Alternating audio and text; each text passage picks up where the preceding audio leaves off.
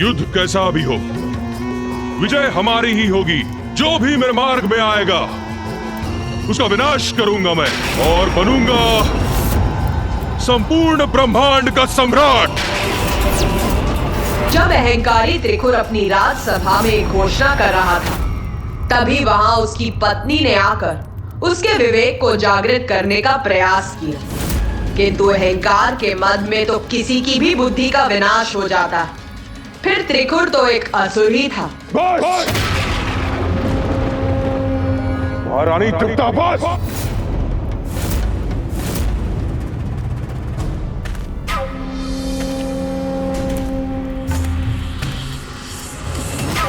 अब केवल दो ही बातें संभव है। एक, आप मेरे साथ हैं। दो, आप मेरे विरुद्ध हैं। कहिए, क्या चुनेंगे आप? ब्रह्मांड विजय की अपनी अनुचित महत्वाकांक्षा में और चाटुकारों की चाटुकारिता में वो इतना डूब चुका था कि उसकी पत्नी द्वारा उसको सुपथ पर लाने का प्रयास विफल ही नहीं हुआ। उससे वो अहंकारी त्रिकुर और उत्तेजित हो उठा। बस, बहुत हुआ। जो भी है, जैसी भी है, मेरे प्रति निष्ठावान है। जबकि मेरी अपनी पत्नी उन त्रिदेवों के प्रति निष्ठा रखती है। और रही बात उन त्रिदेवों की, तो तुम देखती जाओ। ऐसा भवंडर उत्पन्न करूंगा कि उन त्रिदेवों को भी मुझे अपना प्रभु मानने के लिए विवश होना पड़ेगा। जो भी मेरे मार्ग में आएगा उसे नष्ट कर दूंगा मैं। जिस उद्देश्य प्राप्ति के लिए तप किया था मैंने, उसे पाकर रहूंगा मैं।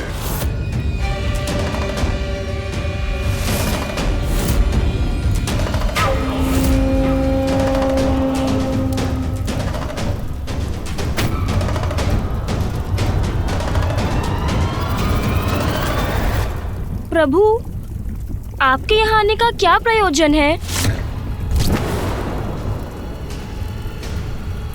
नतमस्तक होंगे ये त्रिदेव मेरे सामने।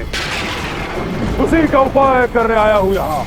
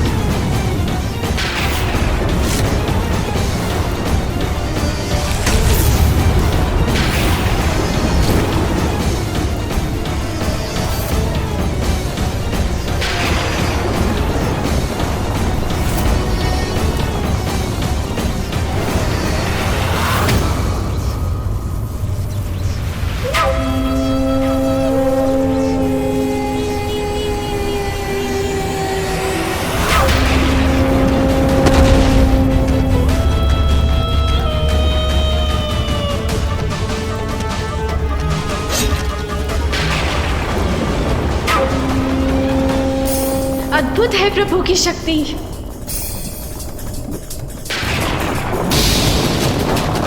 ऐसा प्रचंड वायु वेग, ऐसा भयंकर बवंडर, आश्चर्य।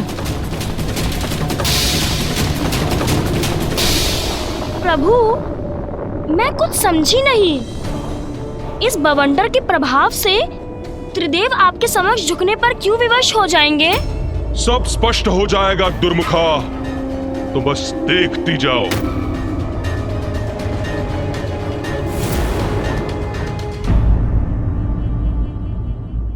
वो दुष्ट असुर अपने वरदान को शस्त्र बनाकर अपने समक्ष त्रिदेवों को विवश करना चाहता था। अवश्य दुस्साहस का उचित दंड भी प्राप्त हुआ ही होगा उस दुष्ट को। ब्रह्मदेव के वरदान की शक्ति से त्रिखुर द्वारा उत्पन्न वो बवंडर कोई साधारण बवंडर नहीं था। कुछ ही समय में वो अपने समीप सब कुछ निकल गया। विशाल पर्वतों के बाद उसका लक्ष्य अब उल्का पिंड बने।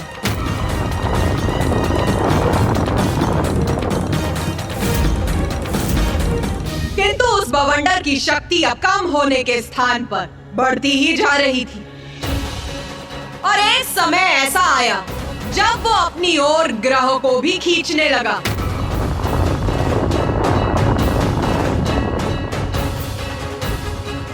यहां तक कि स्वर्गलोक भी उसके प्रभाव से अछूता नहीं रहा।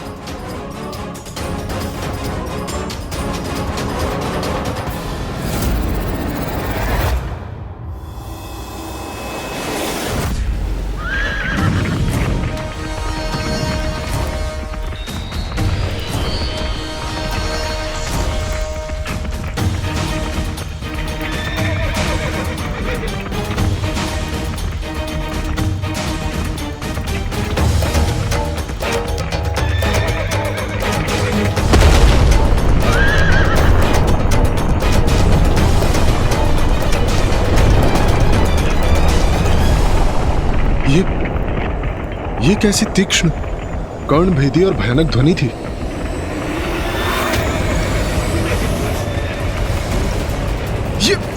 ये क्या हो रहा है? मेरा संतुलन क्यों बिगड़ रहा है?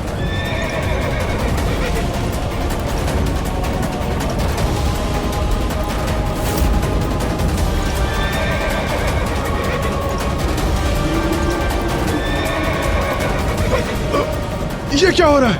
मुझे ऐसा प्रतीत क्यों हो रहा है कि कोई प्रचंड शक्ति मुझे पीछे की ओर खींच रही है।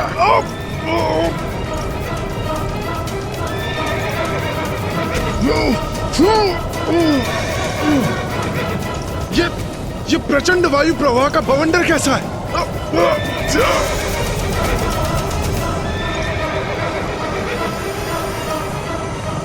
मेरा दिव्य रथ कंपित कर दिया इस बवंडर ने। अश्वराज, संभालिए अपने आप को, संतुलन बनाए रखिए। मेरे अश्व व्याकुल हो रहे हैं, मेरे अश्व पीछे खींचे जा रहे हैं, किंतु मुझे इन्हें संभालना होगा, इन्हें पीछे जाने से रोकना होगा। संभालिए अपने आप को अश्वराज, संभालिए अपने आप को। आगे बढ़िए।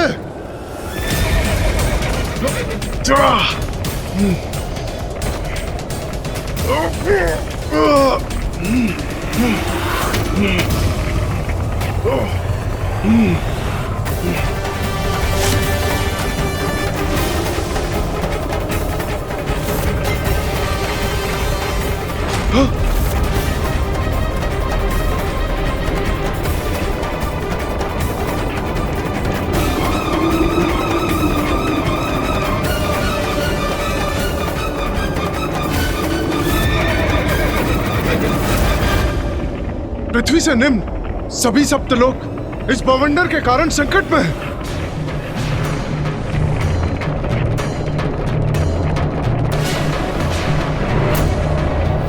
इसके प्रभाव से सभी कंपित हो रहे हैं।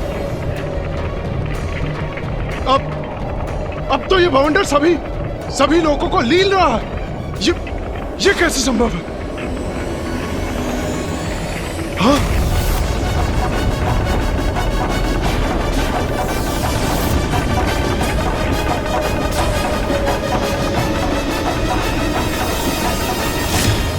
कदाचित रसातल ही है इस बवंडर का स्रोत, किंतु ज्ञात नहीं इसे उत्पन्न किसने किया, क्यों किया।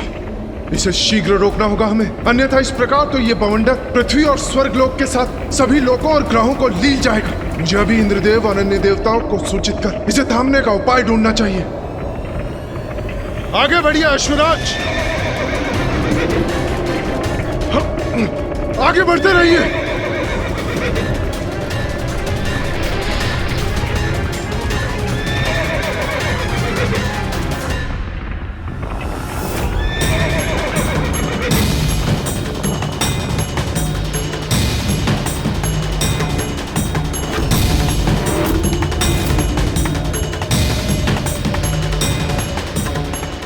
कैसी भयंकर ध्वनि है।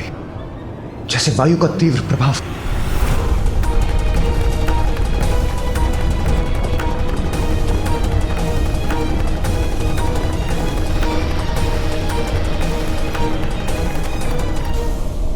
अब ये भूकंप कैसा, क्या कारण हो सकता है इसके पीछे?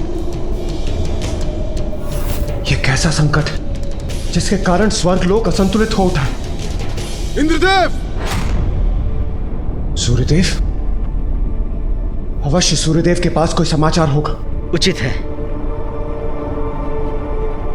इंद्रदेव, रसातल लोक में अवश्य ही कोई अनिष्टकारी शक्ति उत्पन्न हो रही है। आपसे पूर्व मैंने भी उसका अनुभव किया है। प्रातः जब मैं अपने लोक से निकल रहा था तो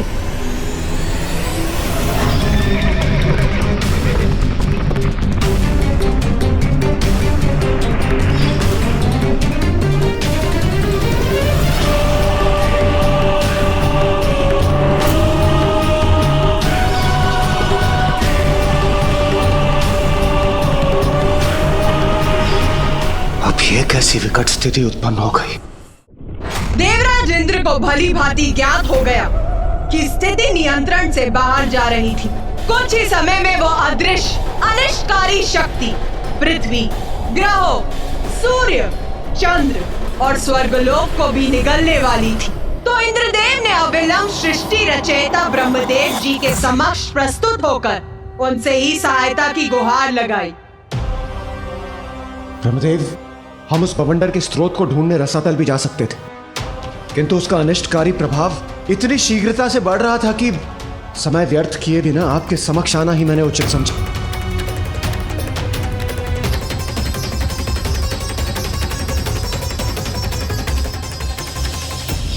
दो वरदान चाहिए मुझे आपसे। एक, ब्रह्मांडीय बवंडर उत्पन्न करने की शक्ति, और दो, इस संसार की कोई भी विद्या, कोई भी शक्ति मुझे एक क्षति न पहुंचा सके। त्रिखोर, त्रिखोर।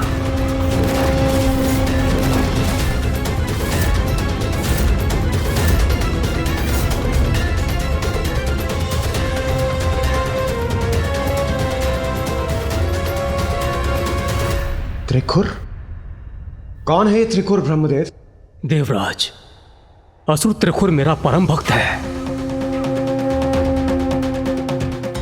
उसने मुझे अपने कठोर तप से प्रसन्न कर ब्रह्मांडीय बवंडर उत्पन्न करने की शक्ति प्राप्त की है। ब्रह्मदेव, आपके दिए वरदान से वो दुष्ट असुर ऐसा बवंडर उत्पन्न कर रहा है कि जिसे रोका ना गया तो समस्त सृष्टि नष्ट हो जाएगी। देवराज, मैं स्वयं उसे समझाऊंगा कि वो सर्वथा अनुचित कर रहा है। मुझे पूर्ण विश्वास है वो मेरे आदेश का सम्मान अवश्य करेगा। ब्रह्मदेव, यदि अनुमति हो तो हम सब भी आपके साथ चलें?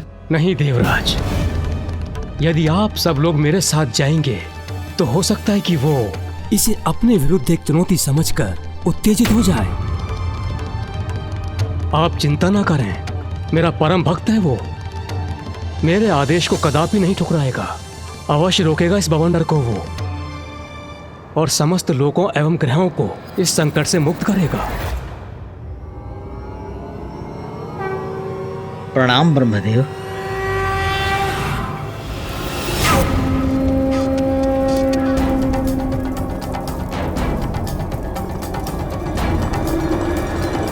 इतना भयंकर दृश्य उत्पन्न किया है मैंने, अब सभी मेरी अपार शक्ति से परिचित होंगे। त्रिखोर, त्रिखोर, त्रिखोर।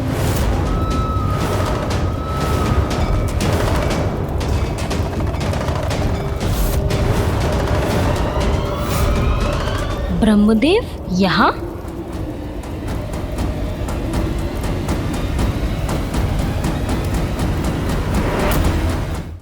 त्रिखुर, ये क्या सर्वनाश करने पर तुले हो तुम?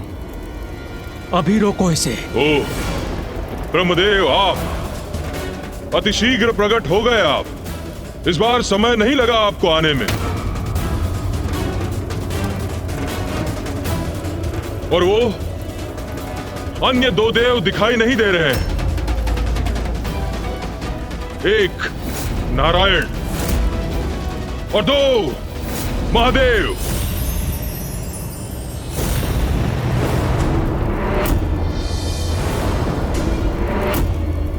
जाइए ब्रह्मदेव, उन दोनों को भी बुला लीजिए। एक अत्यंत महत्वपूर्ण घोषणा करनी है मुझे आपके समक्ष।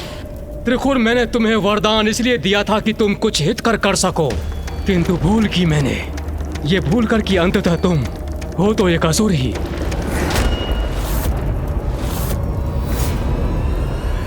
ब्रह्मदेव, दो बातें हैं। एक, ये वरदान मैंने अपने घोर तप से प्राप्त किया है। आपने कोई भिक्षा नहीं दी है मुझे। और दो, इसके बाद मैं जो भी प्राप्त करूंगा वो तप से नहीं, वो भक्ति से नहीं, वो शक्ति से लूंगा। तप से नहीं, छीन कर लूंगा। पुनः दो बातें हैं ब्रह्मदेव। एक, कि आप त्रिदेव मेरी अधीनता स्वीकार करें, और त्रिदेवों पर विजय पाते ही स्वर्ग सहित समस्त लोग स्वतः मेरे अधीन हो जाएंगे, और मैं त्रिदेवों से भी उच्च पद पर स्थित हो जाऊंगा। और दो, यदि आप त्रिदेव ऐसा नहीं करेंगे तो मैं अपने ब्रह्मांडीय बवंडर से संपूर्ण ब्रह्मांड को नष्ट कर दूंगा। तो आप त्रिदेव भी कहां शेष रहेंगे ब्रह्मदेव? ब्रह्मांड के साथ नष्ट हो जाएंगे आप सभी। त्रिशूल, जो तुम चाहते हो असंभव है वो। ऐसा कभी भी नहीं होगा। अभी भी समय है, संभल जाओ।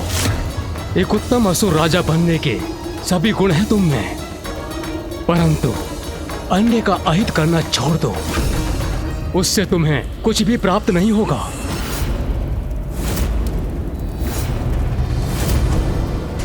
देखिए ना स्वामी, संकट में आए तो कितनी शीघ्र आकर कैसे उपदेश दे रहे हैं ब्रह्मदेव आपको। जब आप कठिन तपस्या कर कितने कष्ट सह रहे थे, तब कितना अधिक समय लगाया था इन्होंने प्रकट होने में, जिसके साक्षी तो हम भी हैं ना प्रभु। मुझे लगता है आप ऐसे नहीं मानेंगे ब्रह्मदेव। कदाचित मुझे आपको भी पाठ सिखाना ही होगा। उचित है ब्रह्मदेव। तो मैं आपको भी इस बवंडर के भीतर खींच लेता हूं। फिर अनंत काल के लिए आप भी इसी बवंडर में बंदी बने रह जाएंगे।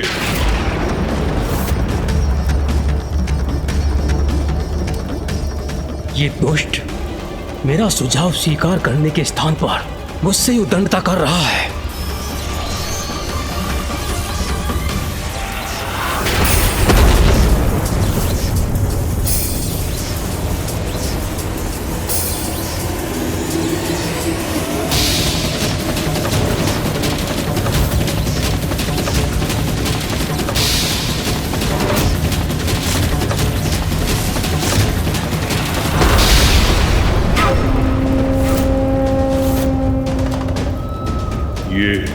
ये बाण का वार करने का दुस्साहस किसने किया?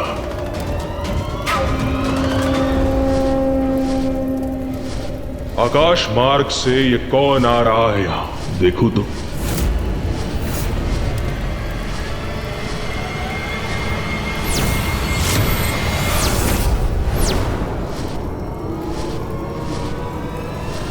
नारायण,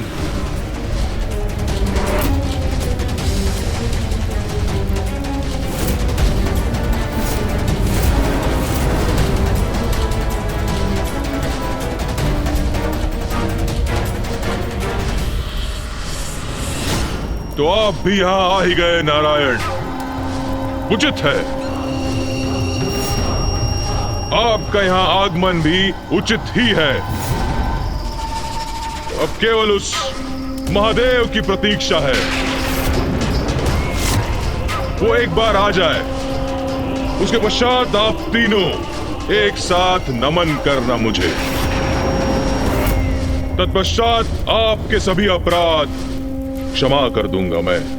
मूर्ख असुर, जिन ब्रह्मदेव ने तुझे वरदान दिया, जिनके बल पर तू सृष्टि पर विजय पाने चला था, उन्हीं पर प्रहार कर दिया। दो बातें हैं नारायण। एक, मैं असुरराज त्रिखुर हूं।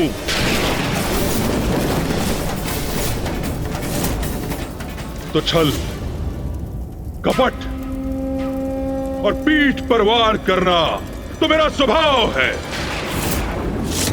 और दो, मुझे मूर्ख बुलाने का दुस्साहस कैसे किया आपने?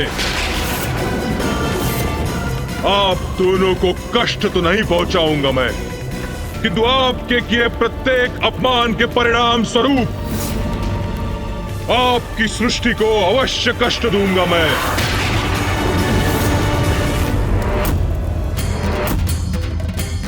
तो क्या पिताश्री वहाँ आए मामा जी और फूफा जी को बचाने के लिए?